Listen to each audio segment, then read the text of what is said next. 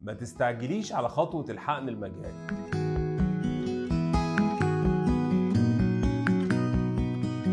نصيحتي لحضرتك لو لسه في أول زواجك، لو لسه ما كملتيش الفحوصات بتاعتك بشكل كويس، لو لسه ما مرش على زواجك فترة كافية بالنسبة لسنك، فما تستعجليش على خطوة الحقن المجهري.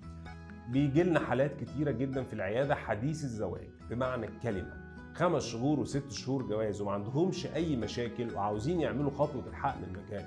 أنا بنصح الناس دي في الأول إن هم يمشوا بشكل طبيعي.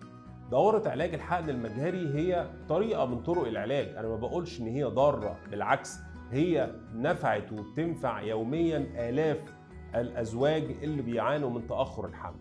ولكن أنا بقول لحضرتك ما تستعجليش على الخطوة دي لو كل الأمور عند حضرتك ما زالت كويسة، لو إحنا سننا صغير، لو مدة الزواج بتاعتنا قليلة، لو لسه ما كملناش الفحوصات العادية زي مثلا البحث عن بعض المشاكل زي هرمون اللبن المرتفع أو زي حاجات زي كده، لو مشكلة بسيطة تتحل بالعلاج، لو لسه ما أخدناش تنشيط تبويض، كل هذه الخطوات أنا بفضل إن أنا أعملها قبل ما بلجأ للحقن المجهري.